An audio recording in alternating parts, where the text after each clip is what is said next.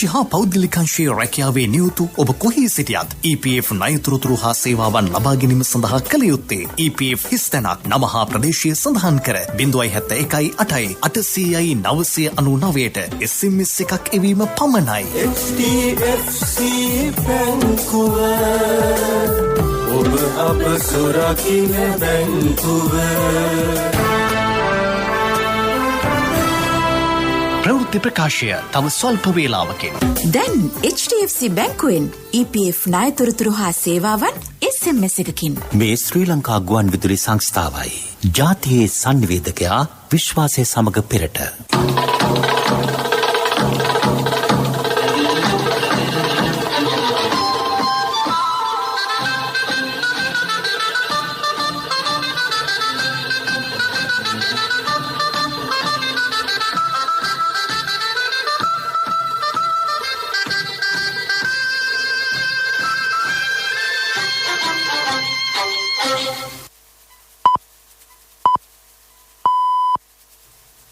දුලහයි 45යි. මේ ශ්‍රී ලංකා ගුවන් විදුලි සංස්ථාවයි. මෙන්න ප්‍රවෘත්ති. සංස්කරණය ඉනෝකා බ්‍රෝහිය ප්‍රකාශය සුභාෂිනී උත්පලවන්නා ලියනගේ. සියල්ල අහිමි වූ උතුරේ ජනතාවට ජීවිතයේ දිනාදී අදට වසර 12යි. රණවිරුවන් සිදු කළේ ජන සංහාරයක් නොව සියලු ජාතීන් වෙනුවෙන් නිදහස් අරගලයක් බව අග්‍රාමාත්‍යවරයා පවසයි. කොළඹ වරාය නගර පනත් කෙටුම්පතට අදාළ ශ්‍රේෂ්ඨාධිකරණ තීන්දුව කතානායකවරයා පාර්ලිමේන්තුවට දැනුම් දෙයි. ප්‍රේමලාල් ජයසේකර සහ රිෂාඩ් බදියුදීන් මන්ත්‍රීවරුන් අද පාර්ලිමේන්තු රැස්වීමට. කොවිඩ් වසංගතය මැඩ පැවැත්වීමට අවශ්‍ය උපකරණ මිලදී ගැනීමට මුදල් රෙගුලාසි සහන. යුද හමුදාවේ නිලධාරීන් රැසකට උසස් වීම.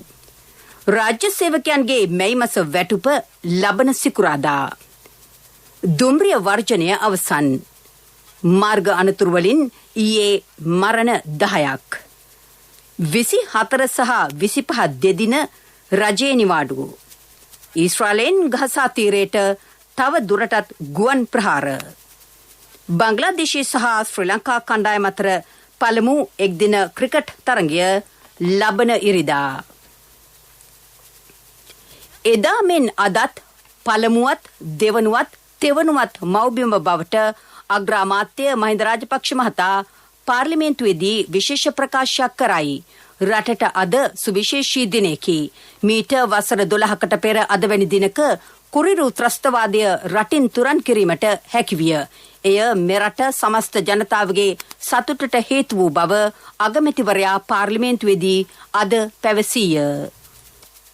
2009 මැයි 18 වෙනිදා මට හොඳට මතකයි. මේ මුළු රටේම ජනතාව ජාතික ජාතිව අරන් පාරට බහැලා තමන්ගේ සතුට එදා ප්‍රකාශ කළ හැටි. ඒ ජයග්‍රහණය රටේ එක කොටසක් විතර ලබාගත් ජයග්‍රහණයක් නොවේ. එදා ත්‍රස්තවාදී මිනිස් පලියක් විදියට යොදාගත්ත ලක්ෂ 4කටත් වඩා වැඩි ප්‍රාණාපකරුවන් පිරිසක් අපි නිදහස් කරගත්තා. අවුරුද්දකට වතාවක් ජීවත් වන ගේදොර අරකබාන අත්හැරලා බඩු මුට්ටු පොදි බැඳගෙන ජීවිතය විතරක් අතින් අරගෙන පාරට වැටිලා උතුරු නැගෙනහිර අපේ ජනතාව සරණගත ලෙස තනින් තැනට ගිය යුගය අපි නිමා කරලා දුන්නා. වඩක්කු කිලුක්කුමක්කල් ආදිගලාග අලින්දු තිනින්ද යුගිත්ති නාම් මුලිතුවෙන් තුම්. අවුරුදු 20ක් විතර අනාථ නිවාසවල ජීවත් වන නැගෙනහිර ජනතාව යලි තමන්ගේ ගෙදරට ගිහින් ගෞරවය ඇතිව ජීවත් වන අවස්ථාව අපි අදා දුන්නා. කොයි මොහොතක හෝ කැටි ගහලා වෙඩි තියලා දරුවෝ උස්සලා පොලේ ගහලා මරා දායිද කියලා හිතා හැංගිලා ජීවත් වුණු ගම්මාන උතුරු නැගෙනහිර ප්‍රදේශවල තිබුණා. මරබයි මිනිස්සු ජීවත් වුණු ගම්මාන වලට කිව්වේ මායින් ගම්මාන කියලා. සමහර ප්‍රදේශවල පය ගහන්න බැරි තරමට බිම් බෝම්බ වලලා තිබුණා. මාර්ග බාධක අධිආරක්ෂක කලාප ගැම්මතනම තිබුණා. මේ සියල්ල මේ රටින් තුරන් කරලා මරණ බිය නැති නිදහස් දේශයක් බිහි කළ උදාරතව සාදයි. වැඩිදුරටත් අදහස් දැක් වූ අග්‍රාමාත්‍ය මහින්ද රාජපක්ෂ මහතා කුරිරු ත්‍රස්තවාදයේ හේතුවෙන් රටේ මහජන නියෝජිතයන් විශාල පිරිසකට සිය ජීවිත අහිමි වූ බව කීවේය. එදා ගෝඨාභය රාජපක්ෂ ආරක්ෂක ලේකම්තුමා ප්‍රමුඛ ත්‍රිවිධ හමුදා ප්‍රධානීන් තම සේනා මෙහෙය වූයේ ජන සංහාරයකට නොව මිනිස් පලිහක් ලෙස තබා ගනිමින් සටන් කළ ම්ලේච්ඡ ත්‍රස්තවාදයට එරෙහිව බව රාජපක්ෂ මහතා කීවේය. රණවිරුවන්ට ගෞරව කිරීමක් වෙනුවෙන් පාසල් හා රෝහල් ඉදිකර දීමට රජය ක්‍රියා කළේය. රණවිරුවන්ට එරෙහිව ජිනීවා සම අනුග්‍රාහක දේශද්‍රෝහී ක්‍රියාවලියෙන් ඉවත්වීමටද කටයුතු කළ බව අගමැතිවරයා පැවසීය. මේ ජයග්‍රහණයේ උතුරේ ජනතාවටත් නැගෙනහිර ජනතාවටත් අයිති ශ්‍රීමා බෝධිය ළඟ දළදා මාලිගාවේ කුඩි පල්ලියේ වගේම මඩු දේවස්ථානයේ බෝම්බ පුරන්නේ නැති නිසා මේ ජයග්‍රහණයේ සියලු ආගමිකයන්ට අයිති. තමන්ගේ දරුවා වෙනුවෙන් ඉස්කෝලේ ගේට්ටු මුර කරන යුගය නිම කළ නිසා සියලු ජනතාවට මේ ජයග්‍රහණය අයිති. ඒ විතරක් නොවේ මේ ජයග්‍රහණය මේ උත්තරීතර සභාව ලැබූ විශාල ජයග්‍රහණයක්. LTT ත්‍රස්තවාදී මුලින්ම ඝාතනය කරන්න පටන් ගත්තේ මහජන නියෝජිතයන්. දොරේ අප්පා ඉඳන් අමෘත ලිංගම්ගේ ඉඳන් සෑම් තම්බිමුත්තුගේ ඉඳන් මහජන නියෝජිත විශාල පිරිසක් ජීවිත අහිමි වුණා. මේ සභාවේ නියෝජිත කළ අගමැති ආර් ප්‍රේමදාස මැතිතුමා, ලක්ෂ්මී පදිරගාම, ගාමිණී දිසානායක, ලලිත් අතුරුමුදිරි, ජයරාජ් ෆර්නාන්ඩෝපුල්ලේ, දමු දසනායක, සීවි කුණරත්න ඇතුළු විශාල මහජන නියෝජිත පිරිසකගේ ජීවිත ත්‍රස්තවාදීන් උදුරා ගත්තා. දරුණුම මරණ බිය තිබුණේ මේ සභාවට. එන මහජන නියෝජිතයන්ට තමන්ගේ උපම් ගෙදරටත් බංකරයක් කරගෙන ජීවත් වෙන්නයි මහජන නියෝජිතයන්ට සිද්ධ වුණේ. මේ සභාවේ മന്ത്രിවරු කවුරු පිටුපස්සත් ත්‍රස්තවාදීන්ගේ තුවක්කු කටක් බෝම්බයක් එල්ල වෙලා තිබුණා. මේ උත්තරීතර සභාවේ සියලු දෙනාගේ ගෙලට ඉහළින් මරණයේ අසිපත එළදෙමින් තිබුණේ. LTT විනාශ කරලා අපි මේ ප්‍රජාතන්ත්‍රවාදී දියවල මුණු මරණ බිය තුරන් කළා කියලා මම කියන්න ඕන. ඒ නිසා මේ ජයග්‍රහණය ප්‍රතිඵල ඉහළින්ම වැඩියෙන්ම භුක්ති විඳින්නේ ඔබයි. ඒ නිසා මේ ජයග්‍රහණය මේ සභාවේ ඉන්න කවුරුත් අව탁සීකරු නොකළ යුතුයි. යලකන්නේට අවශ්‍ය රසායනික පොහොර ගොවීන්ට අවශ්‍ය ප්‍රමාණයට නොමිලේ ලබා දීමට කටයුතු කර ඇතැයි රාජ්‍ය අමාත්‍ය TB හේරත් මහතා පවසයි. ඊළඟ කන්නේ සඳහා කාබනික පොහොර නිකුත් කෙරේ. විධිමත් වැඩපිළිවෙලක් යටතේ කාබනික පොහොර ලබා දෙන බව පාර්ලිමේන්තු මන්ත්‍රී මයන්ත දිසානායක මහතාගේ ප්‍රශ්නයකට පිළිතුරු දෙමින් TB හේරත් මහතා පැවසීය. කොළඹ වරාය නගර කොමිෂන් සභා පනත් කෙටුම්පතේ ඇතැම් වගන්ති ආණ්ඩුක්‍රම ව්‍යවස්ථාවට පටහැනි හේයින් එම වගන්ති විශේෂ බහුතරයකින් සහ ජනමත විචාරණයකින් සම්මත කරගත යුතු බව ශ්‍රේෂ්ඨාධිකරණයේ දැනුම් දී ඇතැයි කතානායක මහින්ද යාපා අබේවර්ධන මහතා පාර්ලිමේන්තුවේදී අද පැවසීය. එම පනත් කෙටුම්පත පිළිබඳ ශ්‍රේෂ්ඨාධිකරණයේ තීරණය කතානායකවරයා පාර්ලිමේන්තුවට අද ඉදිරිපත් කළේය. ශ්‍රේෂ්ඨාධිකරණයේ එම තීන්දුව කතානායකවරයාට පසුගියදා භාර දී තිබුණි. මේ අතර රක්ෂිත බන්ධනාගාරගතව සිටින ප්‍රේමලාල් ජයසේකර සහ අපරාධ පරීක්ෂණ දෙපාර්තමේන්තුව භාරයේ සිටින රිෂාඩ් බදියුදීන් යන මන්ත්‍රීවරුන් අද පාර්ලිමේන්තු රැස්වීම සඳහා පැමිණ තිබේ. ඔවුන්ට අවශ්‍ය නම් පාර්ලිමේන්තු සභා වාර සඳහා සහභාගී විය හැකි බවට කතානායකවරයා ඊයේ දැනුම් දී තිබුණි. COVID-19 වසංගතය මැඩ පැවැත්වීම සඳහා අවශ්‍ය උපකරණ මිලදී ගැනීමට මුදල් රෙගුලාසි සහනය ලබා දුන් බව සෞඛ්‍ය ඇමති පවිත්‍රා වන්‍යාරච්චි මහත්මිය පවසයි. කැබිනට් මණ්ඩලය ඊයේ රැස් වූ අවස්ථාවේදී මෙම සහනය ලබා දුන් බව පාර්ලිමේන්තුවේදී අමාත්‍යවරිය පැවසුවාය. ඒ අනුව PCR පරීක්ෂණ සංඛ්‍යාව කඩිනමින් වැඩි කිරීමට හැකිවන බව ඇය අවධාරණය කළාය. ඊයේ කැබිනට් එකෙන් අපිට ලබා දුන්නා COVID-19 රෝගයට මිලදී ගැනීම සඳහා අවශ්‍ය වෙන මුදල් රෙගුලාසි සහනයකට ලබා දුන්නා. ඒ නිසා අපි පුළුවන් තරම් අපේ PCR යන්ත්‍ර ප්‍රමාණය එහෙම නැත්නම් අපේ පරීක්ෂණාගාර ප්‍රමාණය අපි වැඩි කරන්න කටයුතු කරනවා.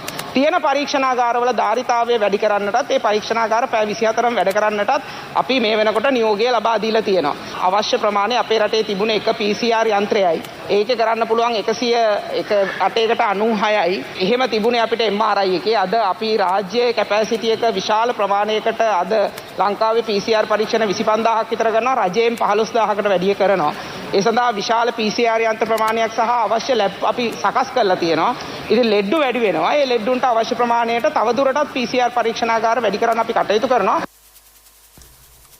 12වැනි ජාතික යුද විරුවන් සැමරීමේ දිනයට විශේෂ වැදගත්කමක් ලබා දෙමින් ශ්‍රී ලංකා හමුදාවේ නිත්‍ය සහ ස්වේච්ඡා බලකායේ නිලධාරීන් 452 දෙනෙකුට උසස් වීම් ලබා දී තිබේ. යුද හමුදාපති ජෙනරාල් ශවේන්ද්‍ර සිල්වා මහතාගේ නිර්දේශය මත යුද හමුදා සෙසු නිලයන් 4289ක් ඔවුන්ගේ ඊළඟ නිලයට උසස් කර ඇත. ජනාධිපති ගෝඨාභය රාජපක්ෂ මැතිතුමාගේ උපදෙස් මත මෙම උසස් වීම් පිරිනමා තිබේ. රාජ්‍ය සේවකයන්ගේ මැයි මාස වැටුප නියමිත දිනට පෙර ලබා දීමට රජය තීරණය කරයි.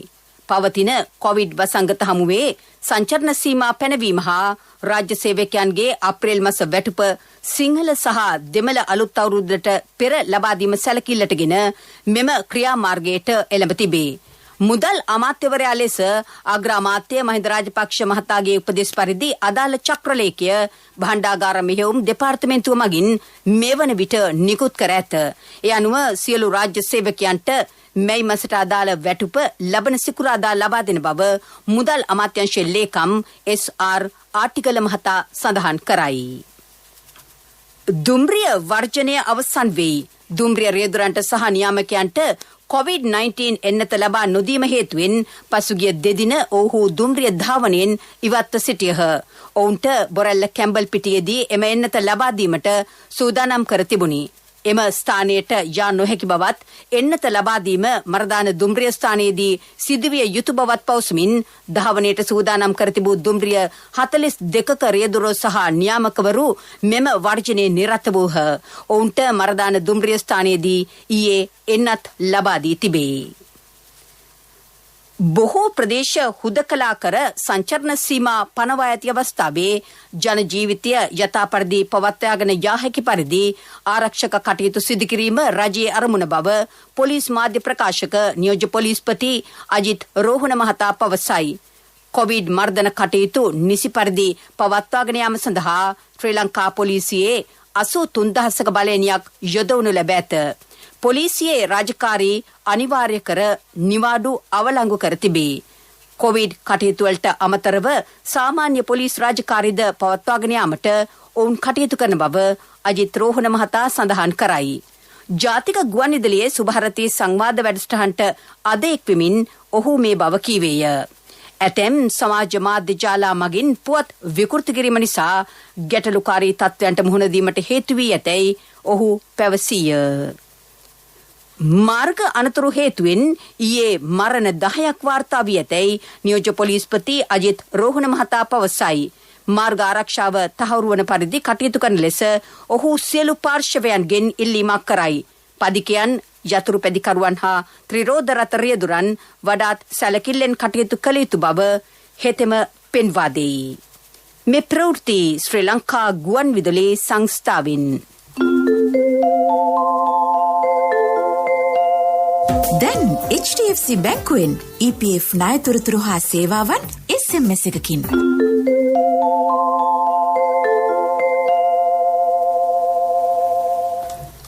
ලබන 24, 25 යන දෙදින රජයේ විශේෂ නිවාඩු දින ලෙස ප්‍රකාශයට පත් කෙරේ. ඊයේ පස්වරුවේ රැස් වූ අමාත්‍ය මණ්ඩල රැස්වීමට මීට අදාළ යෝජනාව ඉදිරිපත් වූ අතර එහිදී එම එකඟතාව පළ වී ඇතැයි රාජ්‍ය පරිපාලන අමාත්‍යාංශය සඳහන් කරයි. කෙසේ වෙතත් මෙම නිවාඩුව බැංකු සහ වෙළඳ නිවාඩු ලෙස නොසලකෙන බව රාජ්‍ය පරිපාලන අමාත්‍යාංශයේ ලේකම් ජේ.ජේ. රත්නසිරි මහතා සඳහන් කරයි. පාස්කෝ ඉරුදෙන ප්‍රහාරයට සම්බන්ධ සියලු තොරතුරු හෙළිදරව් කිරීමට සහ එම තොරතුරු පිළිබඳව පාර්ලිමේන්තුවේදී හෝ ඉන් පිටත කතා කිරීමට කිසිවිටකත් පසුබට නොවන බව සමගි ජනබලවේගයේ මන්ත්‍රීවරු පවසති. ඒ සඳහා අවශ්‍ය නිදහස තමන්ට ලබා දී ඇතැයි ඔහු සඳහන් කරති. එම ප්‍රහාරයට ගොදුරු වූවන්ට යුක්තිය ඉටු කිරීම වෙනුවෙන් කොන්දේසි විරහිතව සටන් වදින බවත් පෞද්ගලික න්‍යාය පත්‍ර අනුගමනය කරන ඕනෑම අයෙකු පිළිකුල් සහගතව හෙලා දකින බවත් එම මන්ත්‍රීවරු පෙන්වා දෙති. රටේ පවතින කොවිඩ් වසංගත තත්ත්වය හමුවේ මහජන සේවය වෙනුවෙන් කැපවන බවද ඔහු සඳහන් කරති. රජයේ ප්‍රධාන නිල වෙබ් අඩවි කිහිපයකට අද පෙරවරුවේ සයිබර් ප්‍රහාරයක් එල්ල වී ඇතැයි ශ්‍රී ලංකා ගුවන් හමුදා මාධ්‍ය ප්‍රකාශක ගෲප් කපිතාන් දුෂාන් විජේතිලක මහතා පවසයි. සෞඛ්‍ය අමාත්‍යාංශය, රජරට විශ්වවිද්‍යාලය සහ මෙරට චීන තානාපති කාර්යාල නිල වෙබ් අඩවිවලට සයිබර් ප්‍රහාර එල්ල වී තිබේ. මේ වන විට එම වෙබ් අඩවි යථා තත්ත්වයට පත් කර ඇතැයි ශ්‍රී ලංකා පරිගණක හදිසි ප්‍රතිචාර සංසදය පවසයි. දිවයිනේ ප්‍රදේශ ගණනාවකට හෙට පැය 16ක කාලයක් ජල සැපීම අත්හිටුවන බව ජාතික ජල සම්පාදන හා ජලාපවාහන මණ්ඩලය නිවේදනය කරයි. ඒ අනුව පෑලියගොඩ, වත්තල, මාබෝල, ජායල, කටුනායක, සීදුව, කැලණිය, බියගම, මහර, දොම්පේ සහ ගම්පහ ප්‍රදේශ කිහිපයකට හෙට පෙරවරු 8:30 සිට ජල සැපීම අත්හිටුවේ. සපුගස්කන්ද විදුලි උපපොලේ හදිසි අලුත් වැඩියාවක් හේතුවෙන් බියගම ජල පවිත්‍රාගාරයේ කටයුතු නිසි පරිදි සිදු කිරීමට නොහැකි වීම මීට හේතුවයි. දැන් HDFC බැංකුවෙන් EPF ණයතොරතුරු හා සේවාවන් SMS එකකින් රාජ්‍ය හා පෞද්ගලිකංශයේ රැකියාවේ නියුතු ඔබ කොහේ සිටියත් EPF ණයතොරතුරු හා සේවාවන් ලබා ගැනීම සඳහා කළ යුත්තේ EPF හිස්තැනක් නම හා ප්‍රදේශය සඳහන් කර 071 SMS එකක් එවීම පමණයි. HDFC බැංකුව ඔබ අප සුරකින්න බැංකුව.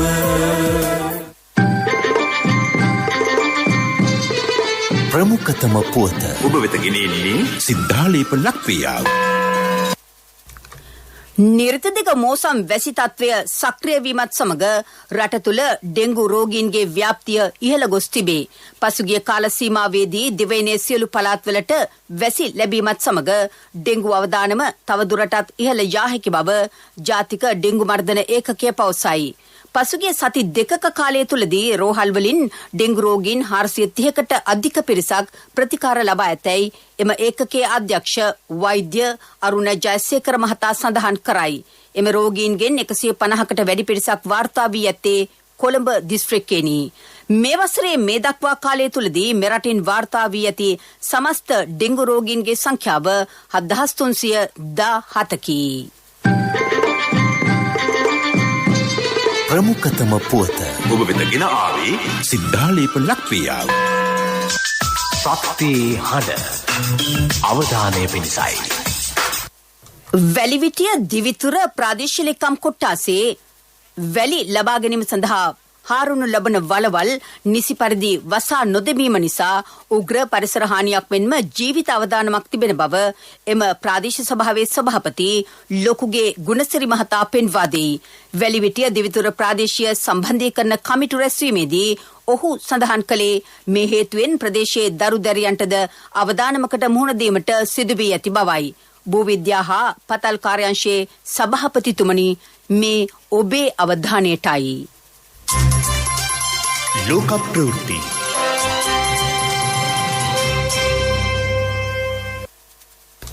ගහසා තීරයට ඊශ්‍රායලය අකණ්ඩව ගුවන් ප්‍රහාර එල්ල කරයි. ඊශ්‍රායල් හමුදා සහ පලස්තීන හමාස් කැරලිකරුවන් අතර පවතින ගැටුම් හේතුවෙන් මේ වන විට 100 ගණනක් මිය ගොස් තිබේ. විශාල පිරිසක් නිවෙස් අතහැර පලා ගොස් ඇත. ගාසා තීරයේ මේ වන විට 200කට වැඩි පිරිසක් මිය ගොස් ඇතැයි විදේශ මාධ්‍ය වාර්තා කරයි. මේ අතර දෙරටේ සාමාන්‍ය වැසියන් ආරක්ෂා කිරීමට කටයුතු කරන ලෙස එක්සත් ජාතීන්ගේ සංවිධානය ඇමරිකාව සහ බ්‍රිතාන්‍ය ඉල්ලීමක් කරයි. ගොඩනැගිලිවල සුන්බුන් අතර සිරවී සිටින දරුවන් ගොඩ ගන්නා ආකාරය පිළිබඳ දර්ශන රූපවාහිනී මාධ්‍ය ඔස්සේ විකාශය වීමෙන් පසු ජාත්‍යන්තර ප්‍රජාවගේ වැඩි අවධානය යොමු වී තිබේ. මේ වන විට දෙපාර්ශවය අතර ගැටුම් දෙවන සතියට පැමිණ තිබේ. සටන් විරාමයක් පිළිබඳ යම් ඉඟි පළවෙමින් තිබෙන බව විදේශ මාධ්‍ය වැඩිදුරටත් සඳහන් කරයි. ඇමරිකාව මියන්මාරයට අලුතෙන් සම්බාධක පනවයි. ඉකුත් පෙබරවාරි මාසයේදී ප්‍රජාතන්ත්‍රවාදීව බලයට පත් රජය ඉවත් කර හමුදාව රට පාලන බලය සියතට ගත්තේය. මේ හේතුවෙන් මියන්මාරයේ සාමාන්‍ය වැසියන් හා හමුදාව අතර ගැටුම් ඇතිවිය. ඇමරිකානු භාණ්ඩාගාර දෙපාර්තමේන්තුව නිවේදනය කළේ මියන්මාර හමුදාවේ ප්‍රධාන නිලධාරීන් 13 දෙනෙකුට සම්බාධක පැනවූ බවයි. මියන්මාර හමුදා අඛණ්ඩව මානව හිමිකම් උල්ලංඝනය කරමින් සිටින බවට විදේශ සම්පත් පාලනය පිළිබඳ ඇමරිකානු කාර්යාලයේ අධ්‍යක්ෂවරිය චෝදනා කරයි. කොරෝනා වසංගතය අග්නිදිග ආසියානු කලාපයේ රටවල ආර්ථිකයට දැඩි බලපෑම් එල්ල කර තිබේ. ඇතැම් රටවල් වසරකට වැඩි කාලයක් තිස්සේ ආර්ථික පරිහානියට ලක් වෙමින් පවතී. කලාපයේ විශාලතම ආර්ථිකයට හිමිකම් කියන ඉන්දුනීසියාවේ ආර්ථික වර්ධන වේගය වසරින් වසර 0.7කින් පහළ ගොස් තිබේ. පිලිපීනයේ හා තායිලන්තයේ ආර්ථිකයන්ද පිළිවෙලින් කාර්තු 5කින් 4.2කින් හා 2.6කින් පහළ ගියේය. මැලේසියාවේ ආර්ථිකයේද 4 වැනි කාර්තුවටත් 0.5කින් පහළ ගොස් තිබේ. පිරසර සංවර්ධනයක පුවත් සම්පින්ඩනය සංවර්ධන පුවත්.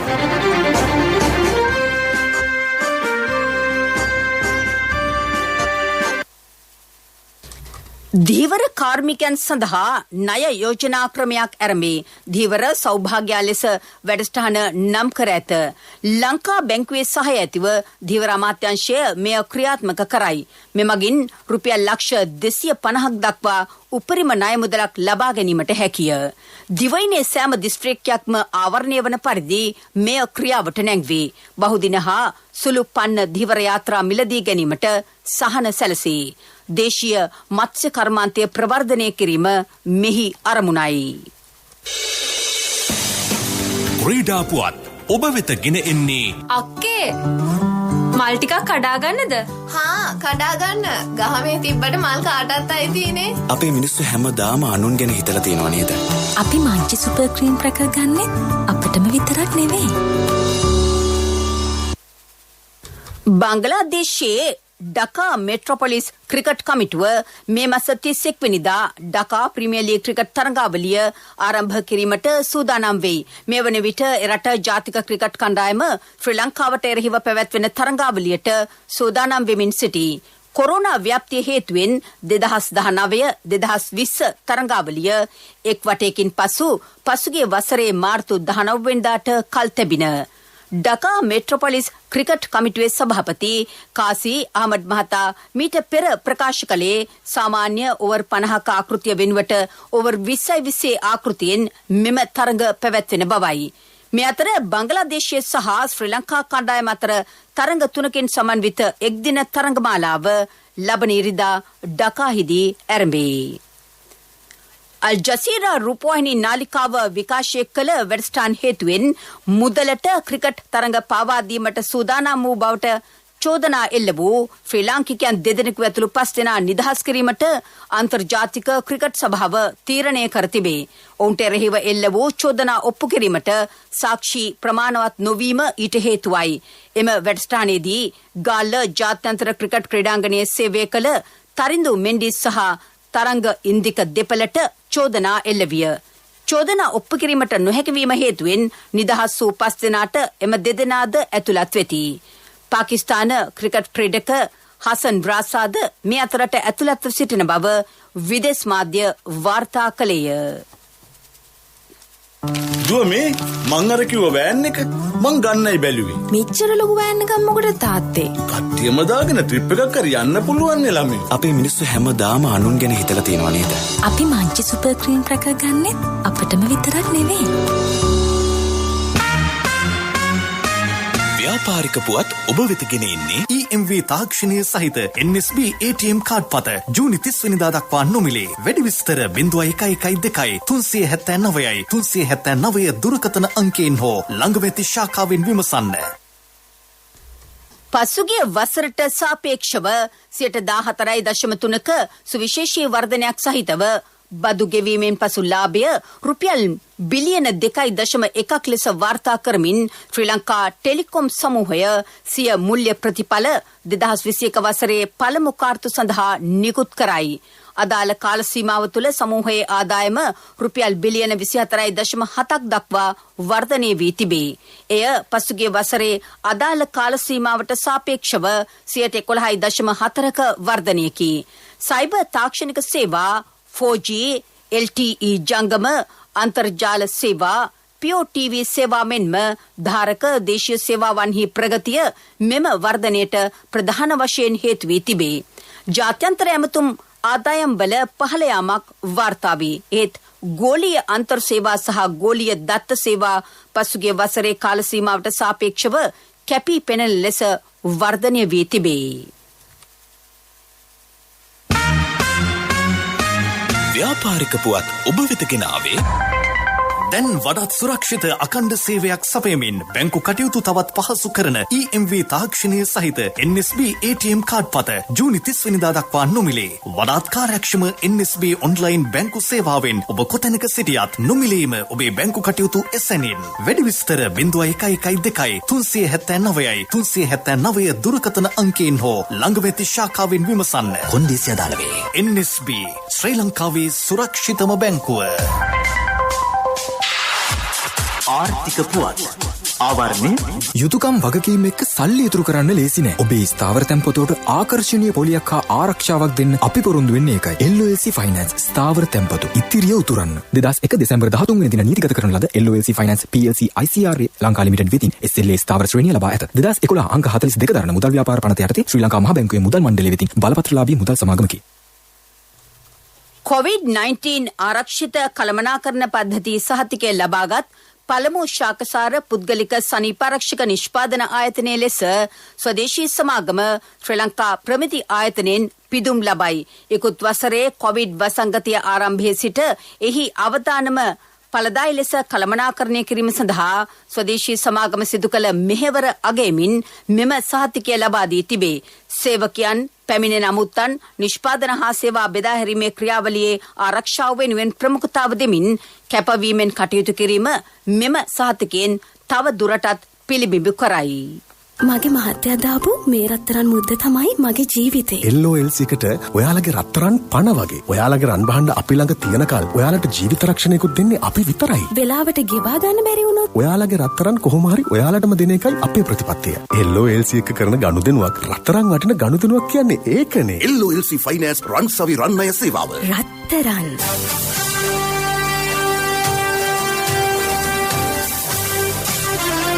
කාලගුණ වාර්තාව ඔබ වෙත ගෙන එන්නේ සයුරු දීවර කාලගුණ තොරතුරු සේවාව.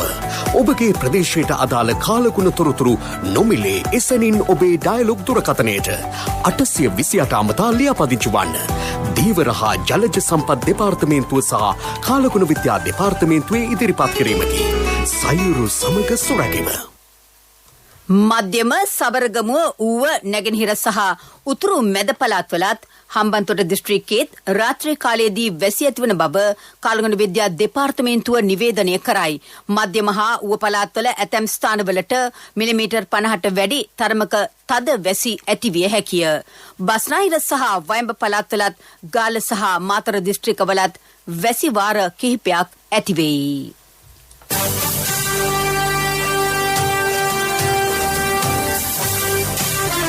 කාලගුණ වාර්තාව ඔබ වෙත ගෙන ආවේ සයුරු දීවර කාලගුණ තොරතුරු සේවාව. ඔබගේ ප්‍රදේශයට අදාළ කාලගුණ තොරතුරු නොමිලේ එසැනින් ඔබේ ඩයලොග් දුරකථනයට 828 අමතා ලියාපදිංචි වන්න. දීවර හා ජලජ සම්පත් දෙපාර්තමේන්තුව සහ කාලගුණ විද්‍යා දෙපාර්තමේන්තුවේ ඉදිරිපත් කිරීමකි. සයුරු සමග සුරැකීම. දිවා ප්‍රධාන ප්‍රවෘත්ති ප්‍රකාශය අවසන් කරන්නට පෙර යලිත් සිරස්තල සියල්ල අහිමි වූ උතුරේ ජනතාවට ජීවිතය දිනාදී අදට වසර 12යි. රණවිරුවන් සිදු කළේ ජන සංහාරයක් නොව සියලු ජාතීන් වෙනුවෙන් නිදහස් අරගලයක් බව අග්‍රාමාත්‍යවරයා පවසයි. කොළඹ වරාය නගර පනත් කෙටුම්පතට අදාළ ශ්‍රේෂ්ඨාධිකරණ තීන්දුව කතානායකවරයා පාර්ලිමේන්තුවට දැනුම් දෙයි. ප්‍රේමලාල් ජයසේකර සහ රිෂාඩ් බදියුදීන් මන්ත්‍රීවරුන් අද පාර්ලිමේන්තු රැස්වීමට කොවිඩ් වසංගතය මැඩ පැවැත්වීමට අවශ්‍ය උපකරණ මිලදී ගැනීමට මුදල් රෙගුලාසි සහන. යුද හමුදාවේ නිලධාරීන් රැසකට උසස්වීම්. රාජ්‍ය සේවකයන්ගේ මැයි මස වැටුප ලබන සිකුරාදා. දුම්රිය වර්ජනය අවසන්. මාර්ග අනතුරු වලින් ඊයේ මරණ 10ක්. 24 සහ 25 දෙදින රජයේ නිවාඩු. ඊශ්‍රායලෙන් ගහසා තීරයට තව දුරටත් ගුවන් ප්‍රහාර. බංගලාදේශයේ සහ ශ්‍රී ලංකා කණ්ඩායම අතර පළමු එක්දින ක්‍රිකට් තරගය ලබන ඉරිදා. දිවා ප්‍රධාන ප්‍රවෘත්ති ප්‍රකාශය ඉන් සමාප්තයි. අපගේ මෙම ප්‍රවෘත්ති ප්‍රකාශයට www.slbcnews.lk වෙබ් අඩවිය ඔස්සේද සවන් දිය හැක. අපගේ මීළඟ ප්‍රධාන ප්‍රවෘත්ති ප්‍රකාශය සවස 6ට බලාපොරොත්තු වන්න.